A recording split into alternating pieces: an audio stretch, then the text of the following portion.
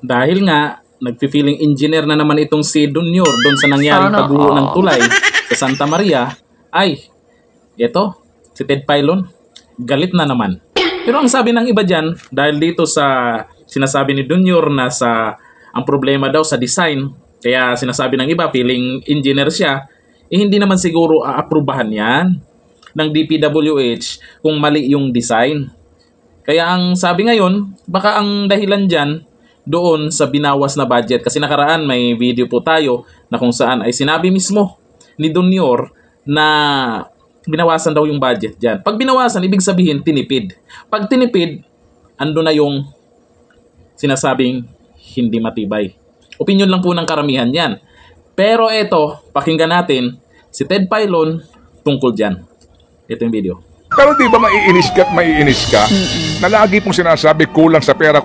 Kaya nga pati pera ng PhilHealth para sa kalusugan, kinuha pa rin nila. Para saan? Pampatayo daw ng tulay, pampatayo daw ng kalsada, pambili ho nila ng cat's eye, pambili nila ng roller. Di ba? Pang nakaw nila. Talo pa po ninyo ang mataas ang pinag-aralan, pero magnanakaw sa gobyerno. Nga, aray ko.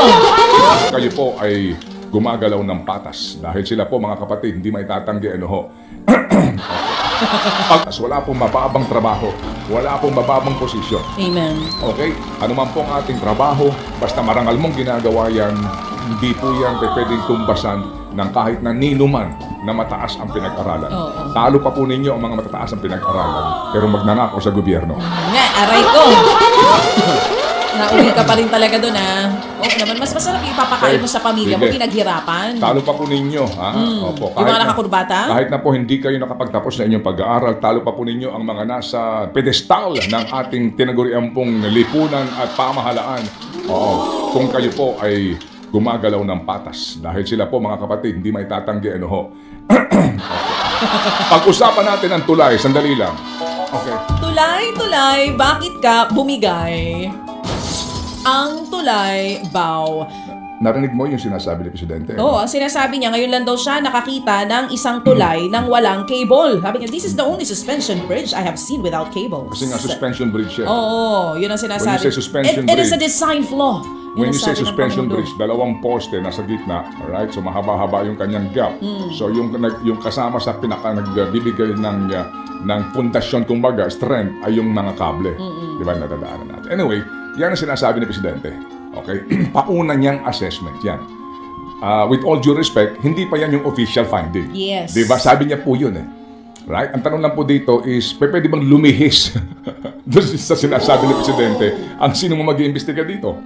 Right? Sinasabi niya, may design flaw ang problem. It is a design flaw. Okay, ang sabi niya, di ba? Kasi nga, sa halip daw na kable, steel bar ang ginamit. The design is wrong, sabi ng Pangulo. Okay. Well, anyway, siguro po, baka may nagsabi rin sa kanya nun.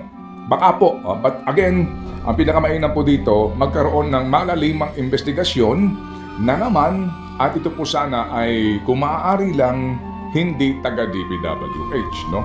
Kumbaga third party na wala pong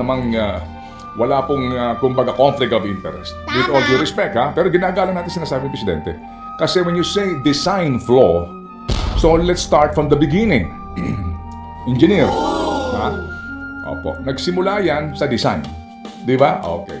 Yung design na iyan, mga kapatid, sino man po nag-design yan, hindi yan aaprubahan for construction kung walang approval ang Design Bureau sa DPWH.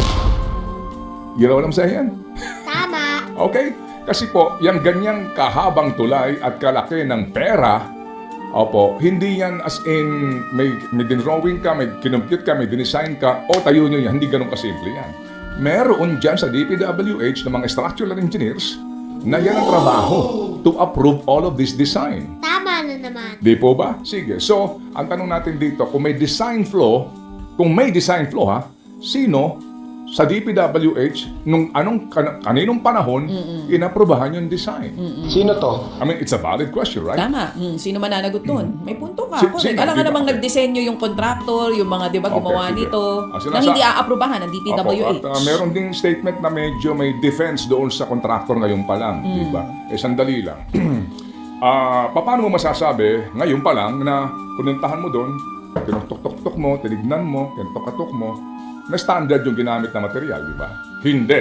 No? Kasi kinakailangan mong kumuha ng mga sampling dyan, may scientific at technical pamamaraan to find out kung yung bang ginamit ng mga materials hango sa specification. Kasi pwedeng tama yung design, pero mali ang implementasyon. Pwede rin tama yung design, pero substandard ang ginamit na material. Pwede rin, from the very beginning, flawed yung design, samahan pa ng substandard na mga ginamit na mga materials. Bakit? Alam nyo na. Okay? May mga nagsabi din dyan, may mga nag-comment, ang sabi, nagpi-feeling engineer naman. Kala mo, may diploma yan.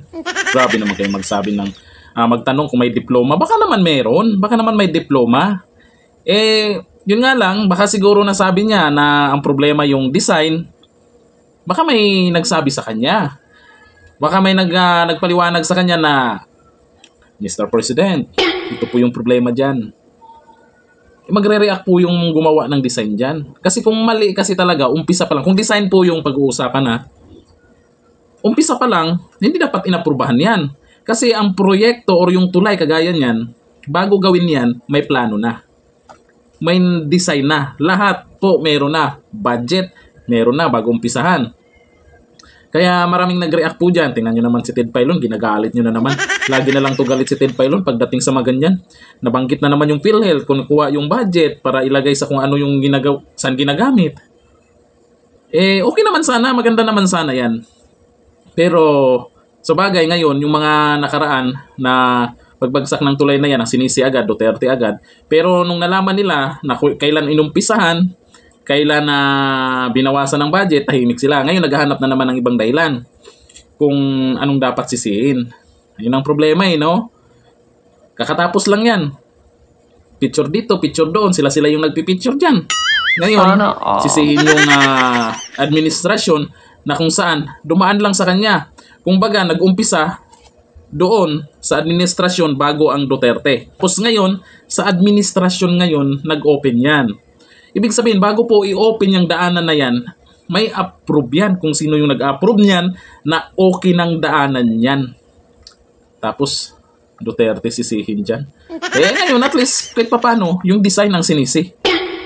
Pero dapat hanapan na lang yan ng paraan. Pero sayang po ang budget na naubos dyan. Dapat may investigasyon dyan kung sino talaga ang dapat managot dyan. Karamihan po, may nagsabi, tinipid po talaga. Kasi pag yung hindi tinipid yan, matibay yan. Hindi basta-basta na guguho yan. Yun po ang tingin po ng karamihan.